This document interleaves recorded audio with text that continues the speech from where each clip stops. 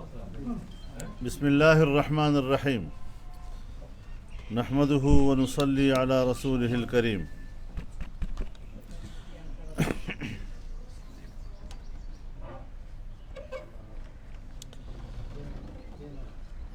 ملک میں اس وقت ایک آئینی بحران برپا کر دیا گیا ہے.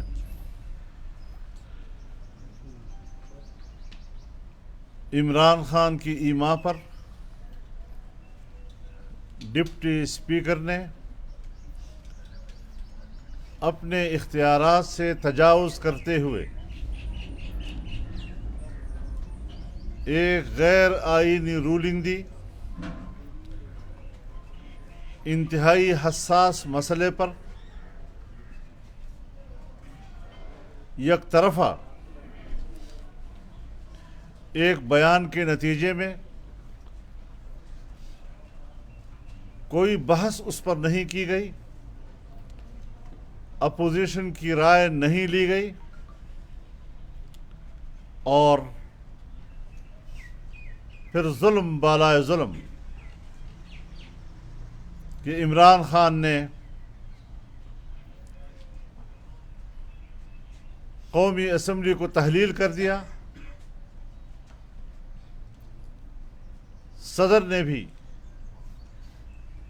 نہ آؤ دیکھا نہ تاؤ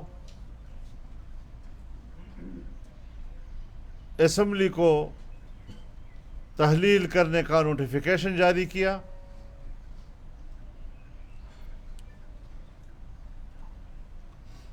اور اس طریقے سے اس وقت پوری قوم کو ایک بحران میں یرغمال بنا دیا گیا ہے.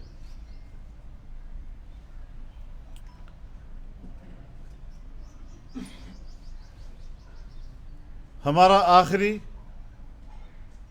اور اٹل مطالبہ یہ ہے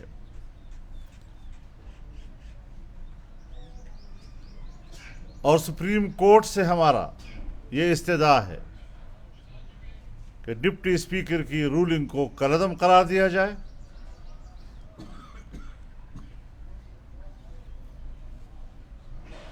اراکین اسمبلی کو عدم اعتماد کا ووٹ استعمال کرنے کا حق دیا جائے. انہیں نیا وزیر اعظم چننے کا حق دیا جائے.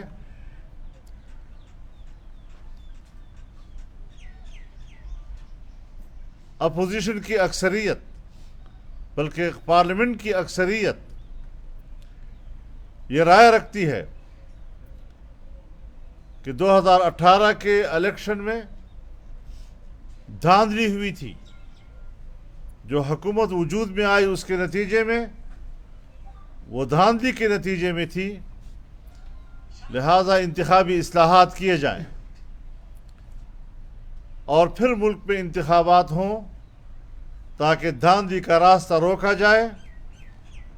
یہ سارا غیر آئینی کھیل اسی بنیاد پر کھیلا گیا کہ ایک دھاندلی سے اقتدار میں آئے اور دوسری دھاندلی سے دوبارہ اقتدار میں آنے کا راستہ کھولا جائے.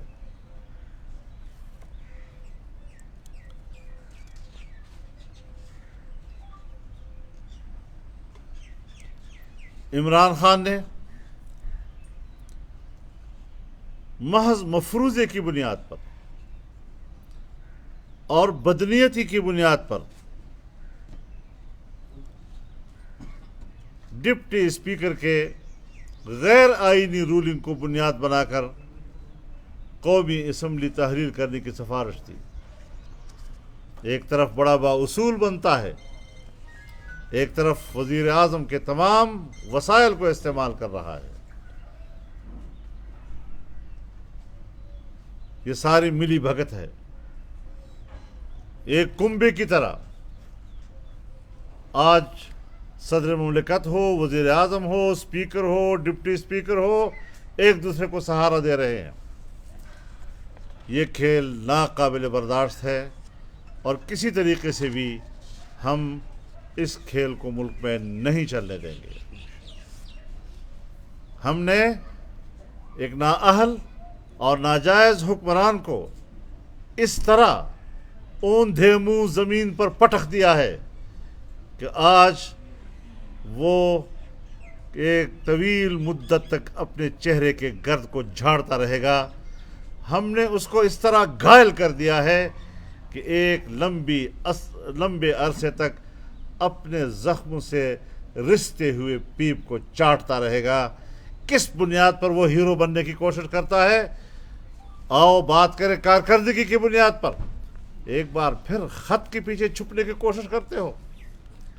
وہ خط کہ جس کے اوپر سیکورٹی کمیٹی کہہ چکی ہے کہ اس میں بیرونی سازش کا کوئی اثرات نظر نہیں آ رہے، اور آج ببانگ دہل وہ سیکورٹی کمیٹی کے اسٹیبلشمنٹ کی طرف سے نمائندگان کے بارے میں کہتا ہے کہ وہ میری طرف سے مطمئن ہو گئے تھے۔ لہٰذا جو اسٹیبلشمنٹ کی طرف سے نمائندگان تھے سیکورٹی کے، وہ وضاحت کرے اس بات کی، اپنی پوزیشن واضح کرے۔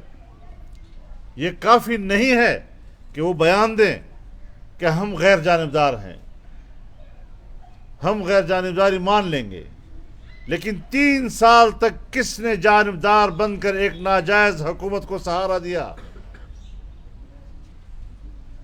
اس بات کو نظر انداز نہیں کیا جا سکے گا۔ ہم عدالت کا احترام کرتے ہیں، انہوں نے سو موٹو لیا ہے، اچھی بات ہے، لیکن اتنا تو یاد دلانے کا مجھے بھی حق ہے کہ 25 جولائی 2018 کے الیکشن کو یہاں تمام سیاسی جماعتوں نے 27 جولائی کو مسترد کر دیا، اور سپریم کورٹ اور الیکشن کمیشن کے آفس کے سامنے تمام جماعتوں کا بڑا مظاہرہ ہوا۔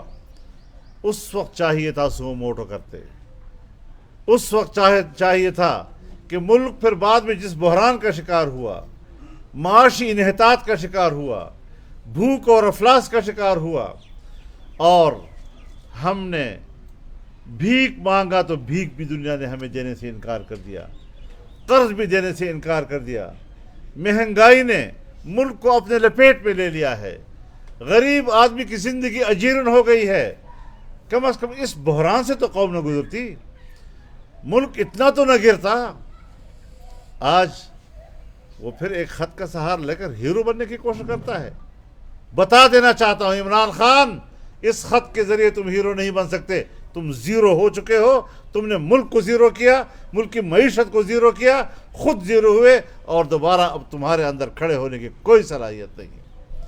اب آپ کو حق نہیں پہنچتا کہ سرکاری وسائل استعمال کر سکے، آپ کو حق نہیں پہنچتا کہ اپنے آپ کو وزیر اعظم کہہ سکو، بلکہ صدر مملکت کو بھی بتانا چاہتا ہوں کہ پارلیمنٹ کا موڈ اور عوام کے نمائندگان کا موڈ آپ کے مواخذے کا بھی ہے۔ آپ بھی اسی رجیم کا حصہ ہے۔ رجیم ناجائز اور جبر کی بنیاد پر تسلط کا نام ہے، ہم اس کو قبول نہیں کر سکتے۔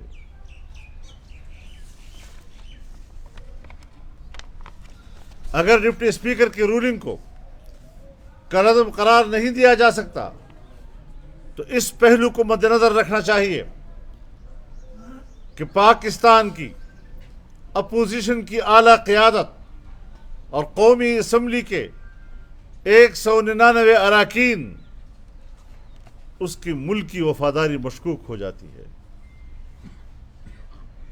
اگر ہم نے پاکستان سے وفاداری کا حلف اٹھایا ہے، ہم اس وفاداری پر قائم ہیں، لیکن تم نے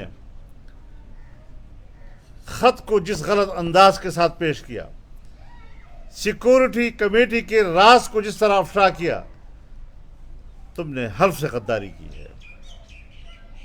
لہذا اس حوالے سے ہمارے اداروں کو سوچنا ہوگا کہ کیا پاکستان اس طرح کے مفروضوں پر مبنی الزامات اور پاکستان کی وفادار قیادت کو غداری کی طرف دھکیلنے کے نتائج کیا ہوں گے؟ ملک کس طرف جائے گا؟ پھر الیکشن چاہتے ہو، ہمیں کہتے ہو آؤ الیکشن کی طرف۔ الیکشن کے لیے 3.5 سال ہم سڑکوں پہ رہے ہیں، تم الیکشن سے بھاگتے رہے ہو، تمہیں الیکشن کی طرف دھکیلا ہے عدم اعتماد کی تحریک نے. تم میں ہمت ہے, تم میں جرت ہے, قومی اسمبلی کے اندر عدم اعتماد کی تحریک کا سامنا کرو. سوال گندم, جواب چنا. ایجنڈے پر ہے عدم اعتماد اور اس کو پرروک کر رہے ہو ایک مفروضے کی بنیاد پر, قرارداد کی بنیاد پر. یہ کھیل نہیں چلیں گے. ہم اس کا مقابلہ کریں گے اور ہم نے تمہیں 3.5 سال میں بتا دیا کہ ہم مقابلہ کرنے کی صلاحیت رکھتے ہیں. یہ جو تم لوگ کبھی کبھی سڑکوں پہ بلاتے ہو نا اپنے یوتھیوں کو, ان کو چوہے کے بلوں میں بھی جگہ نہیں ملے گی. پبلک ہم ہیں, عوام ہم ہیں, تم تو دھوکہ ہو, تم تو سراب ہو. تمہاری حیثیت تو آج سامنے آ گئی ہے تمہاری کارکردگی کی بنیاد پر. خط کے پیچھے چھپنے کی کوشش مت کرو. بتاؤ تمہاری کارکردگی کیا ہے. تم نے ملک کی معیشت کا کیا کیا, تم نے غریب کا کیا کیا. جو والدین اپنے بچوں کے تعلیم کا فیس نہیں ادا کر سکتے اس کا کیا بنا. جو ماں باپ اپنے بچوں کا علاج نہیں کروا سکتے اس کی جیب کی طاقت تم نے ختم کر دی. جو ماں باپ اپنے بچوں کے لیے بازار سے راشن خریدنے کے قابل نہیں رہے, یہ کارکردگی دکھاؤ, اس پہ بات کرو. دوبارہ پبلک کے سامنے جامنا, لوگوں کو منہ دکھانا بہت بڑی جرات کی بات ہے. کس منہ سے قوم کے سامنے جاؤ گے؟